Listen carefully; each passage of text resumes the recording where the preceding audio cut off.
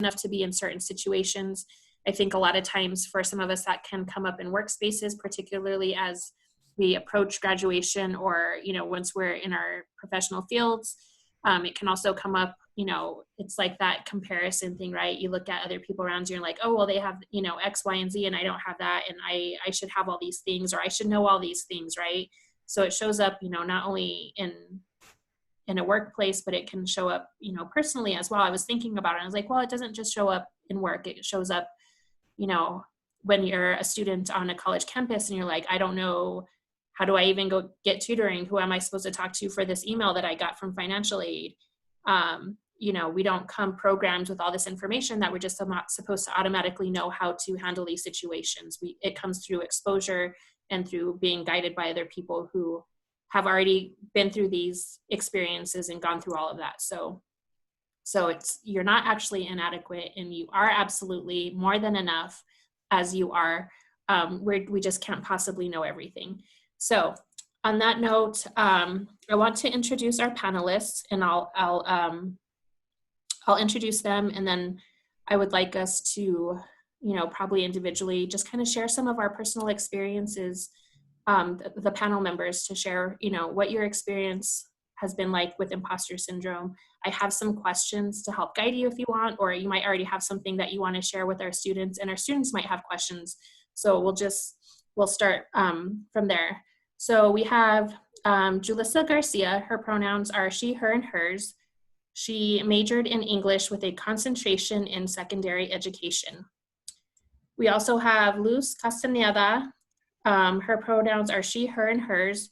Her major is in sociology and a minor in Spanish and legal studies. And then finally, we have Camila Naranjo. Pronouns are she, her, and hers.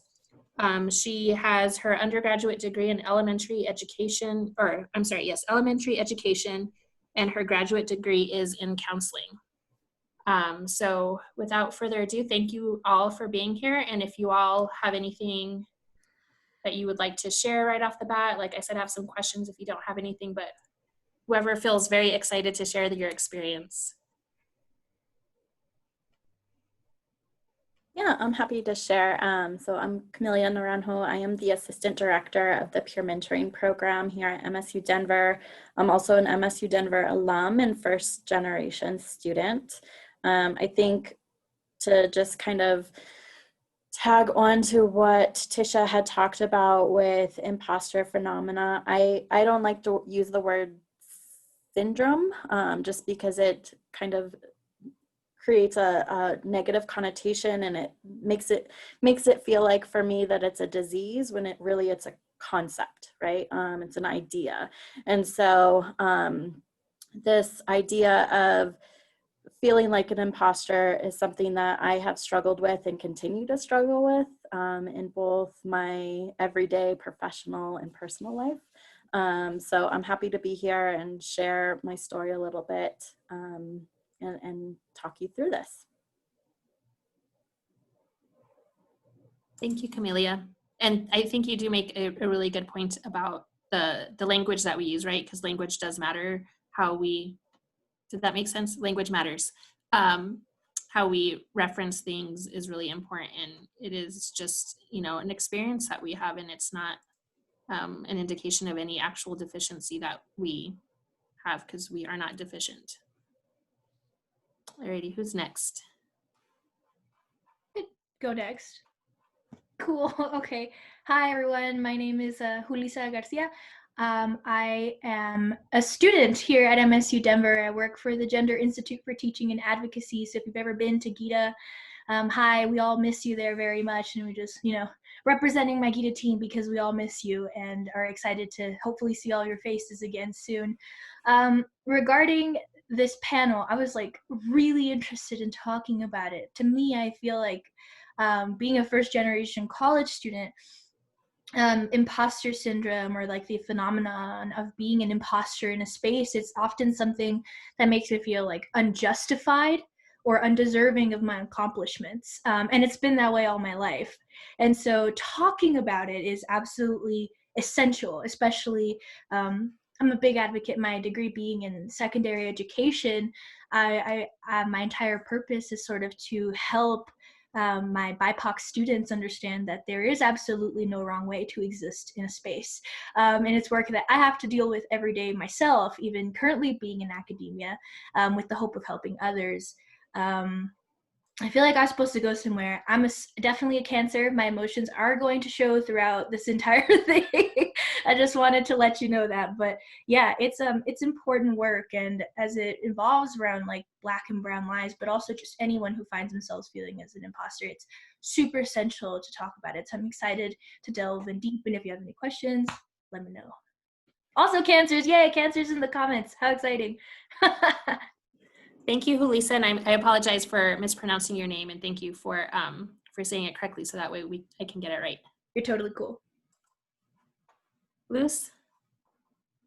Hi everyone, my name is Luz. I'm a Taurus, since we're doing our zodiac signs. And yeah, I graduated from CSU in 2018. That is almost going to be 3 years ago. And so then I started working for MSU Denver that same year.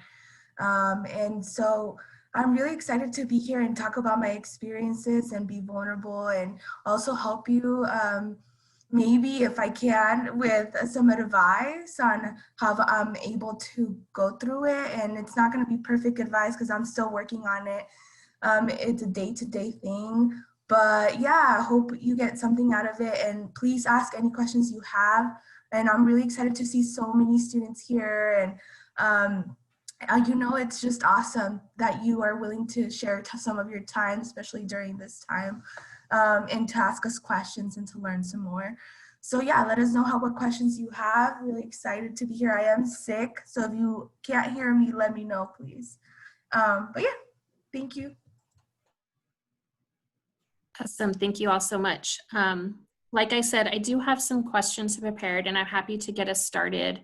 I'm wondering if it might be a good place if maybe each of you want to take just like a minute or two to either share, it doesn't necessarily have to be a particular instance, but ways in which you experience feeling like you don't belong in certain spaces. What is that like for you? Because I know we all experience that differently.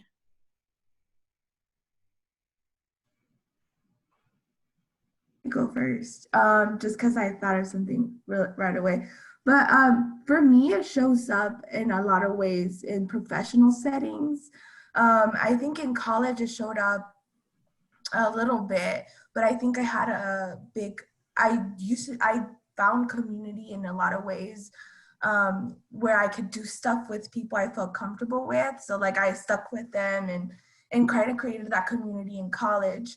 In the professional world, it was a little bit harder because I didn't know a lot of people at MSU Denver. So it was harder to create that community at first, right? But I remember, just in professional settings when, also thinking back, like, how did I grow up, right? I grew up in like a Mexican-American family, right? A lot of I remember just even American references, in the professional world that were so like simple. Like, for example, a movie like Clueless, I had never watched. I watched it because I was like, I want to know what it's about, but I had never watched before, so things like that made it really hard, although very simple, made me really question my intelligence, although they have nothing to do with my job at all, but really made me question my intelligence and my position and my age as well. Am I even qualified? Like I am only a year, a lot of the students are older than me, right? Am I worthy of being in this position and guiding them if I'm a student supervisor or anything like that? So it shows up, I think, a lot in the professional world for me.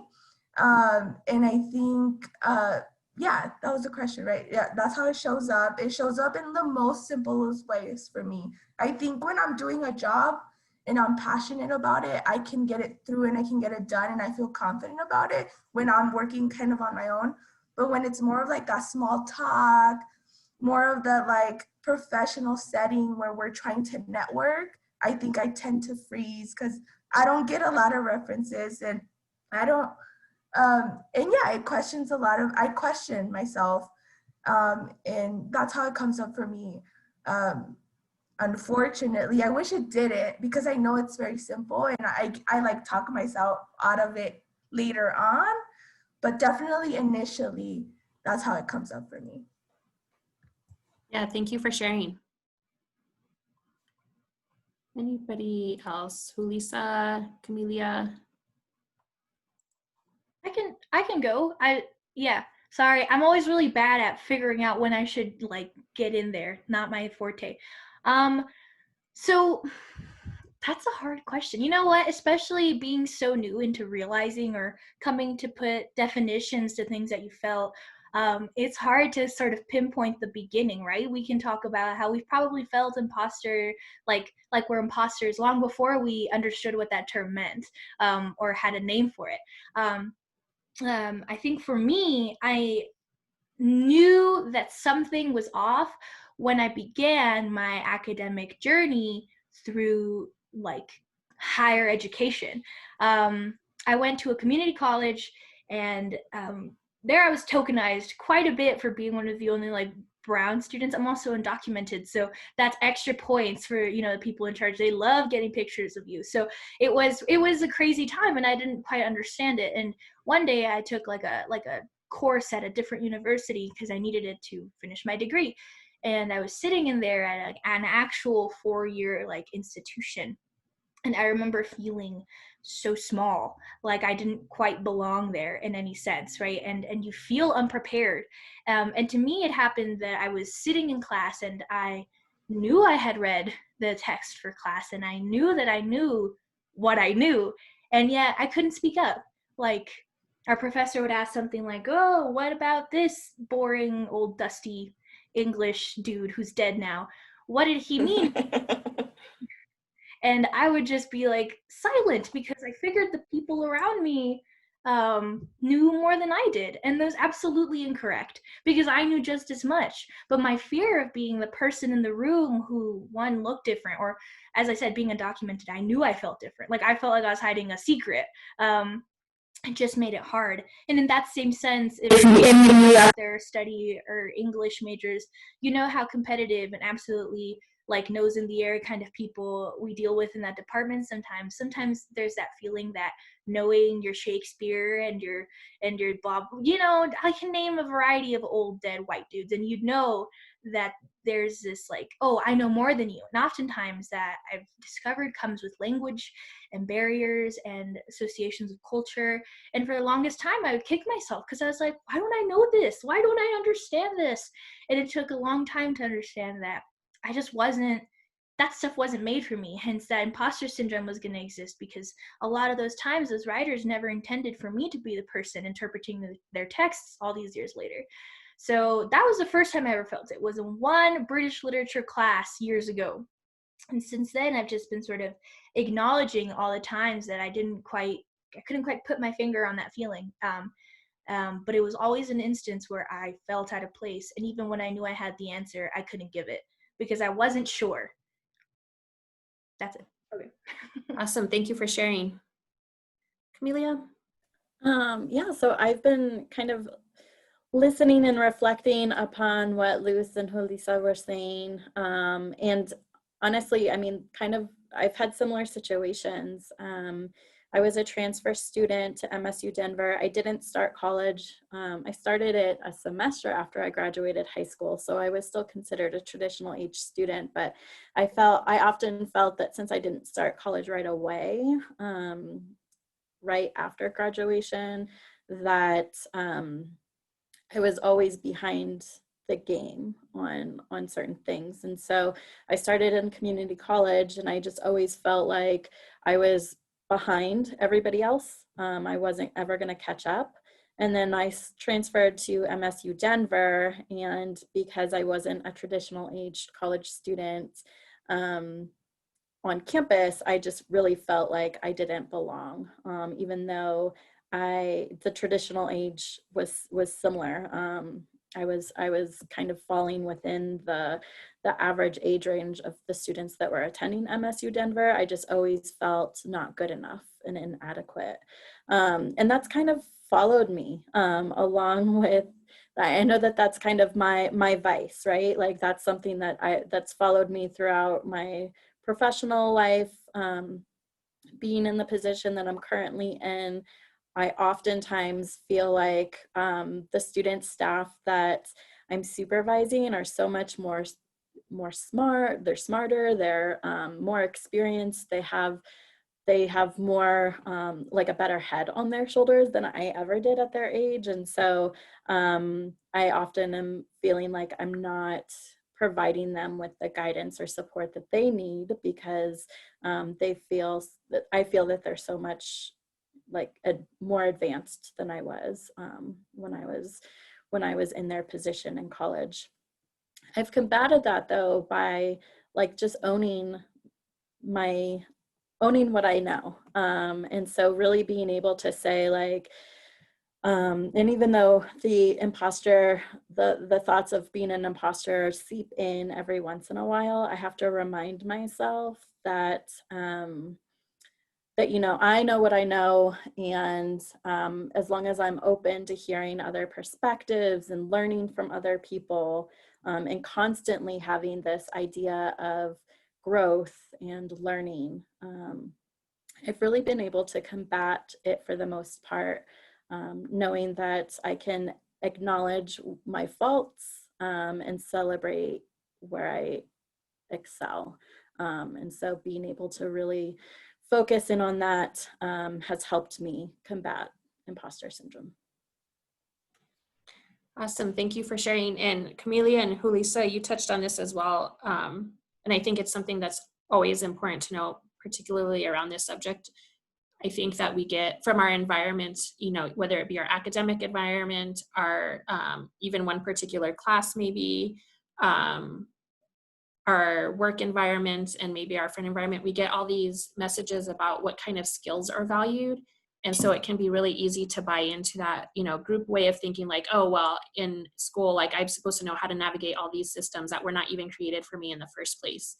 And recognizing that, you actually do bring lots of skills, although you may not like know how to do things immediately, you still bring all these other skills that make you incredibly savvy at actually navigating those systems, because you've had to deal with other challenges that some people haven't, or, you've had certain experiences that have made you develop certain personality characteristics, like, being a stubborn person and hearing no and just being like, actually, no is not a good answer for me right now. So I'm going to keep going because this is what I need to get done. So stuff like that. And so I think just as a reminder to us all, as we navigate this conversation, like, don't forget the skills that you do have, even if you think that they don't apply to a particular setting, they probably actually do, maybe not in a direct way, but they give you skills that help you be of value to the environment that you are in. So I just wanted to point that out. Like I said, I do have some questions, but before I, ask my own questions, I think it would be nice if any of the participants here would have any questions for our panel. So if you feel comfortable, unmute yourself, show us your face if you feel comfortable, or you can also put your question in the chat. So I'll just open up this time now for questions from the audience.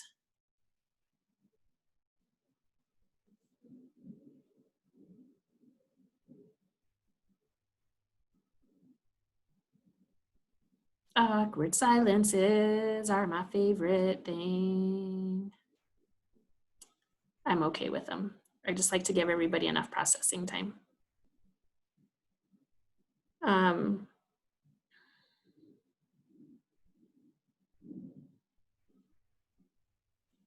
Maybe as we do think about questions that we may have, I'll go ahead and ask one of mine. Like I said, if you don't feel comfortable sharing your voice and or your face with us. Oh, we do have a question. Yay. Alicia asks, do you feel as if intersectionality with gender, ethnicity impact how people feel about imposter syndrome? So whoever would like to answer that question. Ulisa? I would love to answer this question. That was like going to be my next talking point, was definitely about that intersectionality piece. That is so vital, or well, vital makes it sound like it's necessary, but it's something that's definitely in there when we talk about imposter syndrome.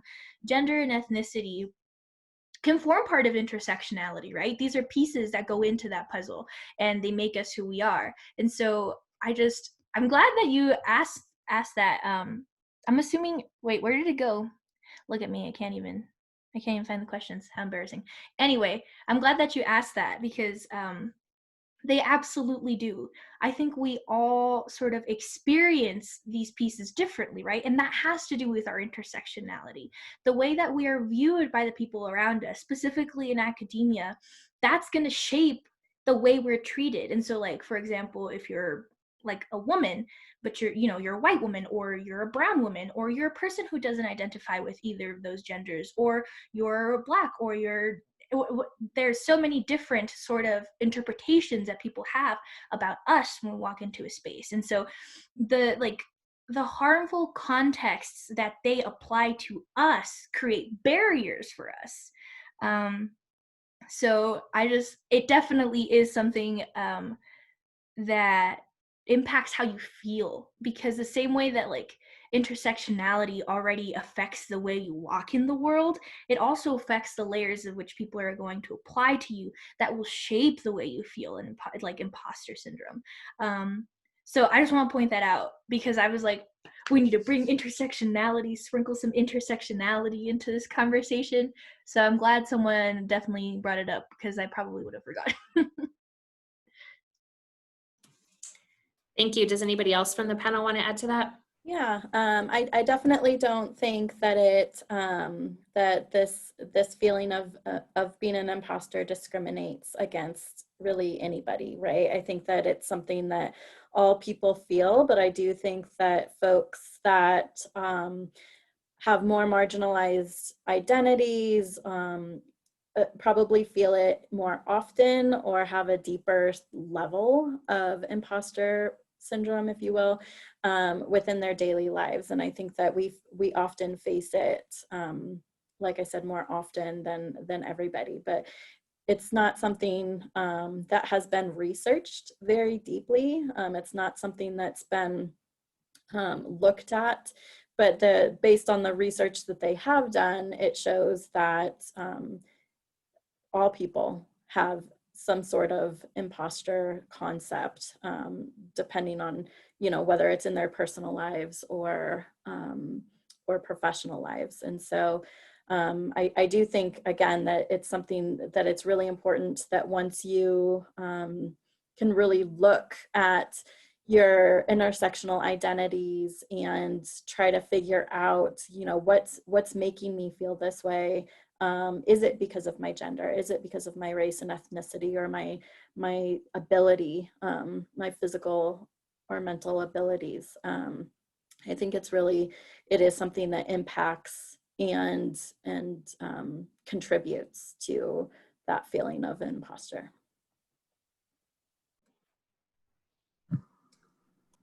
Okay, I'll also go. For me, I think it definitely comes up in in the ways that I identify, for sure. I would say that not only just like I talked about age, but also like so many messages that I've gotten just from growing up that women that look like me aren't in certain positions, and I see it as well, on my daily life. Women that look like me, women who do speak like me or grew up like me, aren't in those positions, or sometimes are not even in the spaces that I'm in, right? So definitely it comes up. And I think for me, actually, it's not even, I don't, as much as I wish I did take time to acknowledge it, sometimes I don't even notice why I feel uncomfortable in those spaces. I'm just going with my day, but then I'm like, what happened? Like I couldn't, I think what Julissa said, didn't even know that it was happening until I really reflect. I'm like, oh, no one looked like me. I had no one to connect, although I tried, and we tried to connect. No one else, was from my same identities, or looked at the world the way I do, right? So I think it definitely impacts. I think it impacts my life every single day. And I think it's going to continue to impact my life every single day. And that's why, I mean, I hope that more of us can be in, more people that look different and have different identities are in these spaces. So less people feel that way. Maybe it's not going to fix the problem completely, but I think in some ways it's going to help, some of us who feel that syndrome, that imposter syndrome in those spaces, right? So yeah, I think it definitely comes up for me. I think, and my identities have a big part of it for sure. Yeah, thank you so much. We do have a few questions in the comments and I want to move on to those. Sam says, for me, imposter syndrome has prevented me from doing certain things out of fear I won't be good enough. Have you ever felt that? What has it prevented you from doing? And how would you approach things differently now that you know it was the imposter syndrome getting in the way? I can speak to this professionally. So I have oftentimes given up positions of promotion because I didn't feel like I was going to be good enough in that position. And so whether it was, a promotion as far as like a level promotion or just a different job that might have resulted in building different skill sets. I've definitely given up opportunities that I've been offered because I was like, no, really, me? Like, you want me for that position? It doesn't make any sense. And so I think fear played a lot of it, but I also think that just kind of the inner self-talk that I have of you're not good enough, you're not going to make it. All of that has prevented me from moving forward. As I kind of get older and more comfortable in who I am, risk taking has been something that I've done a lot of. And I think that that's something, once you can really own this idea of who you are and what you're capable of, then you're willing to take more risks. And so that's how I would approach it differently, is I would own my inadequacies. I would own what I'm capable of and what I'm not capable of, and take the risk anyway.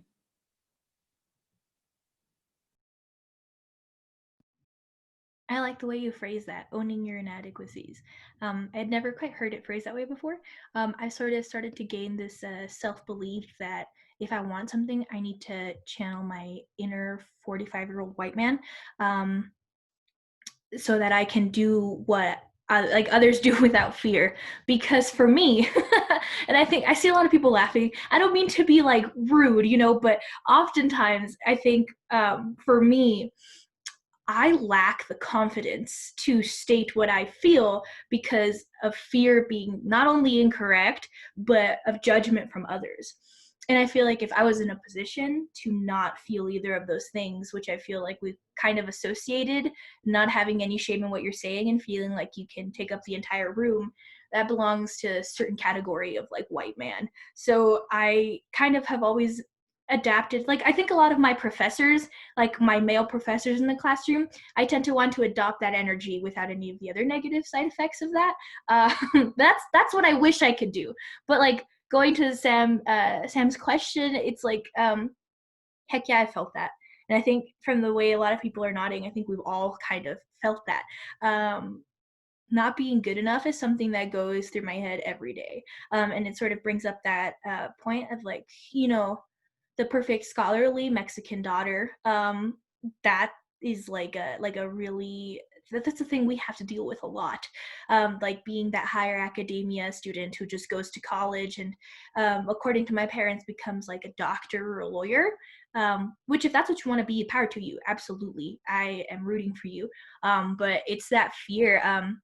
And that's what I need to be. But the fear of the space I'm in prevents me from wanting to actually do those things because of my fear of being inadequate. So if I could approach things differently, that's how I would approach them, with a confidence that I am the person in the room who has that space. Even though that is a toxic approach, right? Because we don't want to take up too much space. But sometimes I think it's hard to know the difference in between taking up too much space and just claiming your space to begin with. So, yeah. I love the way that you said that, Julissa. It reminds me of that t-shirt quote, something about doing something with the unearned confidence of a white man. And I think that's something that women in particular is an experience that we have, because, you know, white men generally, their knowledge and skills and whatever aren't questioned the way our skills as women are in general. And so that's exactly what you're speaking to. And yes, I think that's a perfect, I felt that. So thank you.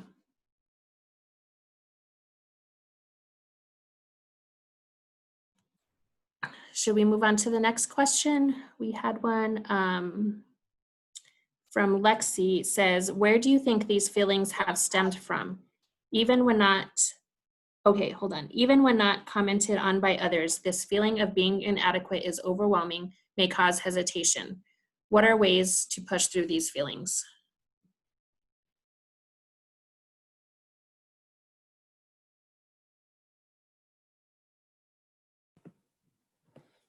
I'm happy to start.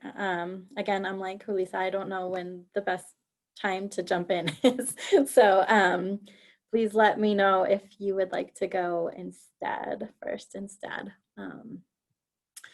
I think for me, the feelings stemmed from being a second generation American, if you will. So my grandparents were immigrants, and they came over kind of with this idea of they didn't want to feel different. They didn't want to look like outsiders. They didn't want people to know that they were immigrants.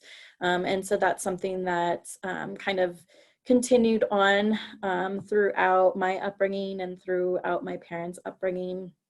We also came from a very low socioeconomic status. And so, you know, when I said that I wanted to go to college, the response was, we don't do that. That's not what we do. We work, we take care of the family, we jump in. And similar to Julissa, if you're going to go to college, then go to college to be a doctor or a lawyer or an engineer. But don't go to college to help people in ways that I wanted to help people, right?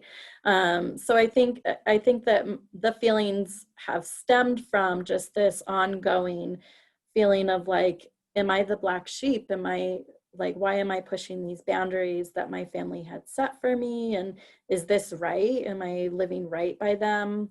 And it has caused a lot of overwhelm and hesitation.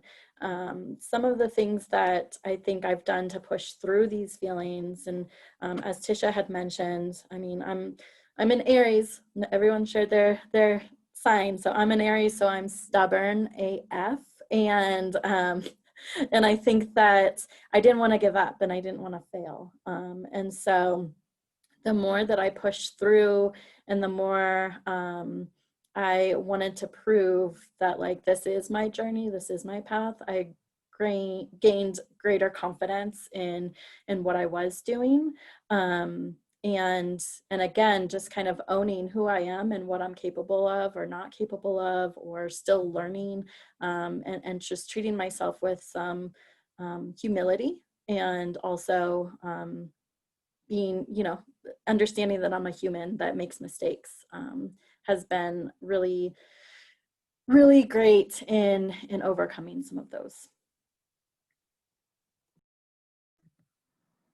That was a great question. For me, I think thinking back just about, college and the pressure that comes with being a first-gen student. I had worked so hard to get to college, right? That was like my goal, and to get it paid for completely, So when I got there, I had, and I think we talked a little bit about this yesterday, but I had no leeway. Like, there's no opportunity for me to fail. Like, I cannot fail. I cannot mess this up. right? Like so many people helped me get here. My parents helped me get here. You know, we suffered through so much that I cannot fail, right? Like I cannot go to college. I cannot go to class and just get an F or get a C. Even a C, honestly, I would cry when I would get a C. Um, like I needed that A because I was like, I need to be perfect, right? I worked so hard and I sacrificed so much that I need to get this and I need to be successful. That for me, a lot of that perfectionism and like not be wanting to fail kind of seeped through. And I think a lot of it stemmed from not having it or working so hard for it that the feeling of failure crippled me more, right? Like feeling like I'm not going to graduate.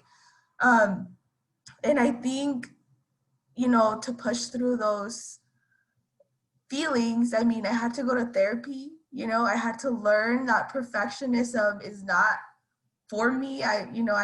There's no reason to live like I need to be perfect, and that through failure, I'll learn things that I wouldn't have if I were just perfect all the time.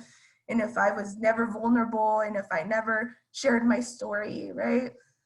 So I think for me, it was like therapy and also just realizing that just doing things instead of perfection, just progress. Like you just need to do it. Like I just needed to do it instead of it being perfect. I just need to move it, do it. And I mean, I feel like I've done well for myself. Like I have a job, you know, and like I got it after college and I feel proud of myself, and all those feelings still show up every single day, and I hope one day they'll never show up, but who knows, right? But still, like just pushing through and just saying, whatever, I'm gonna make mistakes. I think that helped me a lot, and it has helped me. And even if like, you know, in a way I say like it shows up every day, I'm still doing the thing, right? Like I'm still gonna get it done and I'm still gonna do the thing. It's just gonna take a little bit of work, and I'm not gonna show just my perfect side. I'm gonna show you all also my hard side, right? So, you know, and it's okay to talk about it and dwell on it a little bit and then move forward and say progress is more important for me than being perfect. So I think that's how I push through these feelings, just saying progress, just, or like honestly, sometimes I'm okay, I made a mistake, send. Like just like, oh well, I sent it, you know? Because being perfect definitely cripples. Like, did I type this right? I'm not a great speller, right? So even an email, I'm like, did I do that right? Did I say the right thing, you know? In some ways, I'm just like, I'm just gonna send it and hope for the best. So that's how I do it. I just have this like two-way, one-way sign in my head, and I'm like, progress or perfectionism, because you know that's one way is gonna just lead me to where I want to go, and it doesn't matter if it's not perfect. That's awesome, Luz. Thank you. Julissa, did you want to add anything to this part before we go to the next question? Oh no, there's so many good questions. We can keep going. Okay. Another one says, sometimes I think imposter syndrome causes us to need approval or reassurance. Have you ever found yourself highly seeking the approval of others? Is that still something you deal with, or have you found a way to manage it better? If so, how?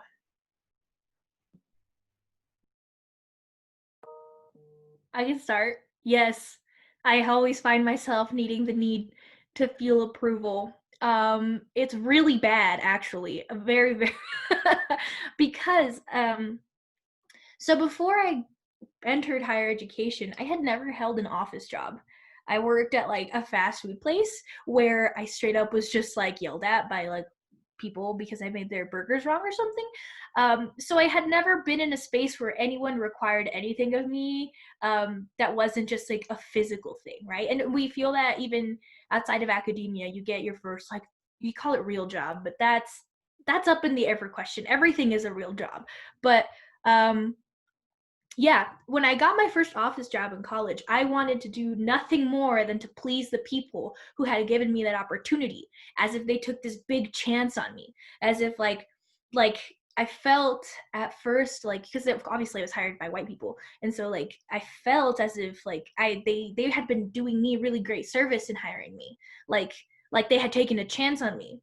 And immediately, like right there, you hear the problem is that I already felt as if I was undeserving of something as simple as like a job position in an office doing X, Y, or Z thing, which all of those jobs are important, whatever you're doing there. But I felt like I could not let them down. So whenever I needed help, I would stress the hell out because I was like, I don't know how to work an Excel spreadsheet.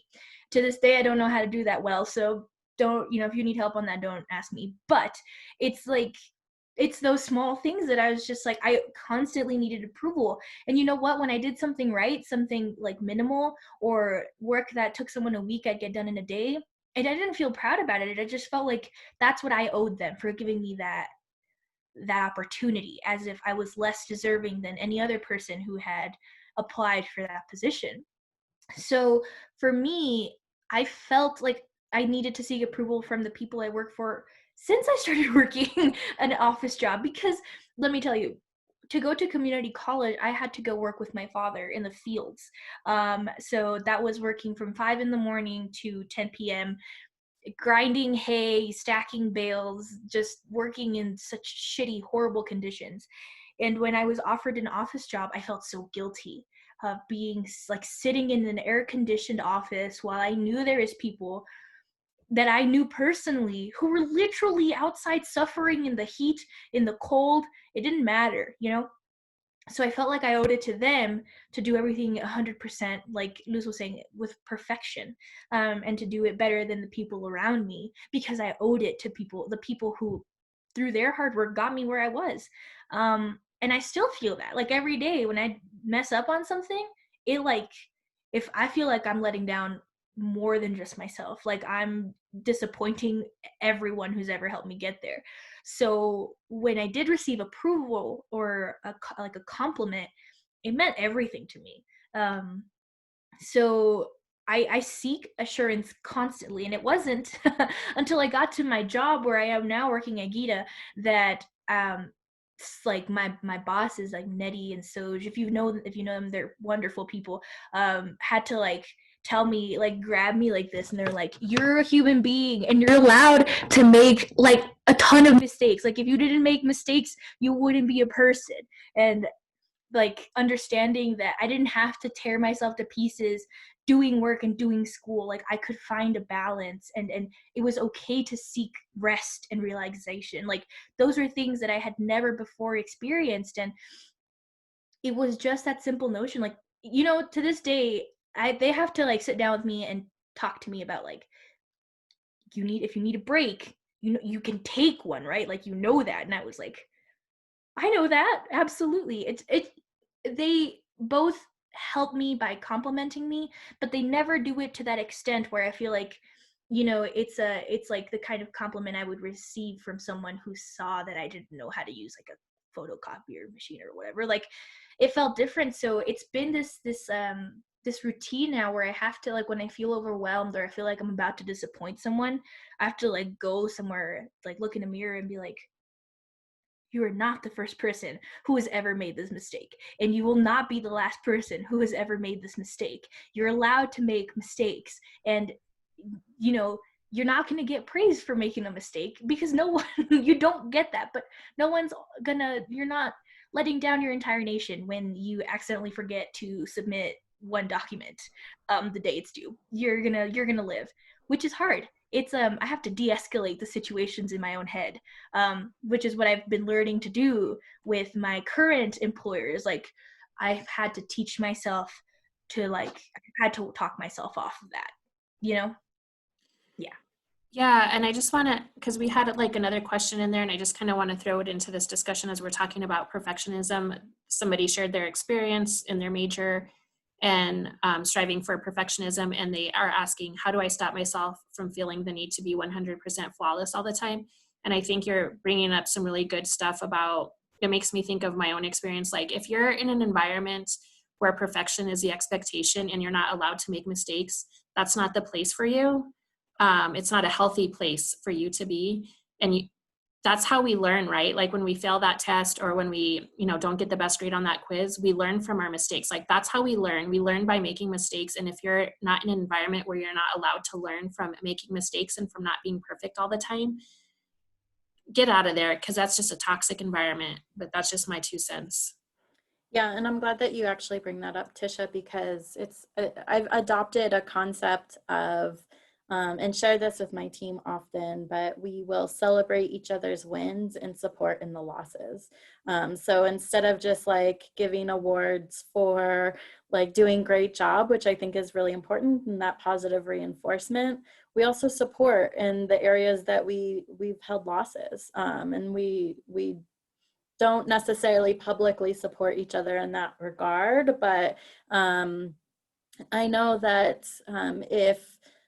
if there's a loss or there's something that I failed at or messed up on, then I need support, and I need to be able to share that with somebody instead of hide it and push it deep down and say like, I don't want anyone to know about this. No, I'll say like, I've messed up and I need support in this. And so just again, kind of reclaiming who you are and the things that you're great at doing and the things that you're not so great at doing. And then also learning, right? So like if I've messed up, I'm learning something so that the next time I won't make that mistake again. And so giving yourself some humble, like being humble about how you approach situations is really important.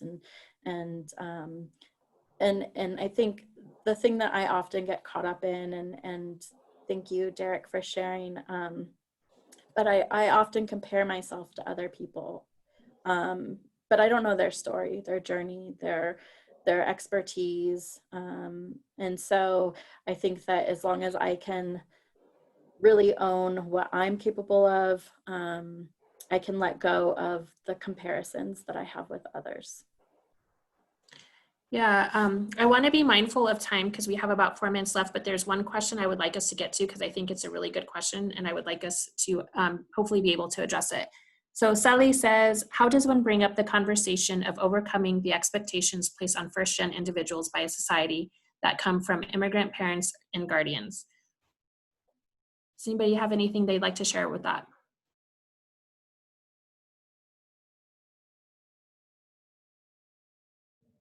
Yes, but I mean, if anyone else wants to go first, Luz, do you want to? Okay, because I've been talking a lot. But hey, you know what? That's part of the thing, you know. So tell them here. Okay, sorry, I got distracted. But so I think, how does one bring up the conversation of overcoming the expectations placed on first gen individuals? You mean like I don't need clarification, but I like my first thought was like with your parents or people like in your life that I don't know, like my partner is white, so I often have to talk to them about this and be like, hey, so we're not on the same wavelength sometimes, you know. But it's a hard conversation. I think sometimes, and this is my personal experience with my parents, is what I'm gonna sort of base my response off of. For them, it was very difficult to understand why I was so stressed out. They're like, well, you're just going to school. What's so stressful about going to school? I worked from dusk till dawn when I was 10 years old, which, you know, I always respect my parents for the hard, like, physical labor they've had to endure. So I tried to not get into conversations too deeply about that because I know in some ways that's just them trying to talk through their trauma without really realizing that. But for me, I had to kind of sit down and explain to my parents what college looks like because, and I'm gonna, this is very specific to my experience. My parents did not know what the like, you know, a university system looked like in their country, let alone in this country. And so to them, the idea of school, it's like it may be like elementary, middle, or high school, whereas like I had to really sit down with my parents, and I've had them sit down with me when I'm trying to build a schedule for class. I've read them the syllabus that I have to go through every semester. I've made them look at the textbooks I'm reading. That's kind of how my dad and I have been practicing his English. I sit him down with one of my textbooks and we get through like a block of text and just have him look at the words that he might not understand. But for me and the way my family works, it's it's all about that proof. They need to see it, because you can't understand something you've never been exposed to. And it's not their fault that they haven't been exposed to it. But it does damage you that they're like, well, it's just school. What's so damn hard about school? And I'm like, everything, especially being that I'm not in the STEM field. For them, it's like extra crazy that that I just am so stressed out all the time. But it's made a big change to sit down with my parents and be like, help me pick this class, or like, help me build a schedule. I know that you want me home more often, and, you know, things of that nature. And it changes when they're like I remember vividly my mom being like, why do they only offer this class at night? Don't they know you have to sleep? And I was like, yeah, well. So it's exposure to that, because sometimes it's that simple. Not always. In some situations are a lot more difficult, but in my situation, it needed to be exposed to them, the situations that they just haven't faced. It's not that they don't love you or that they want to put all this pressure on you because they think you're weak. Sometimes it's simply that they just don't understand what you've had to endure, and exposing them even to just 15 minutes of sitting next to you while you're doing your work or you're in a class meeting, it changes a lot. At least that's what happened for me. That's awesome. For me, if we still have time, I'll just talk a little bit about, my sister, actually, I got the privilege that my sister went to college. So she did the like college is hard part for me. So I didn't have to prove that college was hard, because she was like at home and college is hard, and she was majoring in business. And so they were like, yeah. So I like got so lucky. My sister went to college. So for me, it was the things that my sister didn't do, like moving away an hour away. Like, why? There's colleges here in Denver. Why are you moving? You shouldn't move. There's no reason for you to move. It was like so, for my mom, it was like so ridiculous that I was moving away. She cried and everything, right? And then go studying abroad also, like, why would you ever want to study in another country? That makes absolutely no sense, right? Like, we came from another country for you to study here. Why would you then go to another country and study abroad 3 times for no reason, right? So I think for me, since my sister, I got so privileged that my sister went to college, so I didn't have to go through the like, college is hard. I had to go through those like, why are you doing those, unsensible things, or I don't know the word, like ridiculous things. So I had to just be like, Mom, just trust me. Okay, just trust that I have never failed you, Mom. Like I might one day, I have never. Just trust me. And like explaining to a certain degree, but some things like she just was like, no. And so I didn't want to worry her more. So I would just be like, Mom, just hold her hand. Trust me. I will be fine. I will be okay. And I don't think that's like the perfect answer, but that's what I did. I was just like, Mom, just trust me, okay? Trust that I will do good. Trust that I will be fine. I will call you as much as I can. Obviously, I went to Cuba. I couldn't call her all the time because there's no Wi-Fi. So that was hard. But I think in a way, I just told her, just trust me. And I also, when I came back, I just showed her how much my risk have paid off. Like how much I learned and how much, or like my joy that what I did and my dreams that I completed them. And that she did that. They did move from other countries to live here and get the education for me to complete my dreams. And that I'm the proof that your dreams are being realized. You know what I mean? Like, here's the evidence, Mom, that, your work has paid off, and that you gave me all of this, right? Like, you made it possible for me to do all of this. So I think I just had to hold her hands, honestly, and try to tell her a little bit less, because I think she would worry more. So just tell her like, Mom, trust me. I will be fine. I will come. And then, keeping my promises, like visiting coming home and, you know, doing as much as I can when I'm home and, you know, sending pictures and stuff like that. But, you know, that's kind of, I had to just take the risk and I had to just do it because that's something that I really wanted to do. And unfortunately, you know, that was not something she wanted me to do. And that's okay. But, you know, I just did it. So that's how I did a little bit of that. I don't think, I wish I would have talked to them more about the process maybe. Maybe that's something you all can do for sure. I think it was just, in my head, it was just like hard to do all of that and to, and because I was away from home, I think it was hard to explain all of that, but just telling them to trust me and honestly, it's gonna pay off. Like I'm gonna help my nephews and I'm gonna help my cousins and, you know, it is gonna pay off. So just trusting yourself and letting them know that to trust you. Yeah, thank you, y'all. And I'm watching the comments explode about the whole like trusting with the family. That's like, I feel like don't even get any of us started because we could talk all day about how our families don't trust us to make good decisions for ourselves, right? And we're out here just trying to live a good life and make good choices for ourselves, right? Had that conversation a few times. But I want to be mindful of time because it is 12:05 and this technically ends at 12. So for those of you that have to leave, feel free. I want to thank everybody so much. I love these types of conversations because they're important to have. It's important that we share these experiences because sometimes it can feel very isolating and we can feel like, you know, we are going through this alone or that our experiences aren't necessarily shared by others when sometimes they are shared and sometimes it looks different, you know, in different ways for all of us.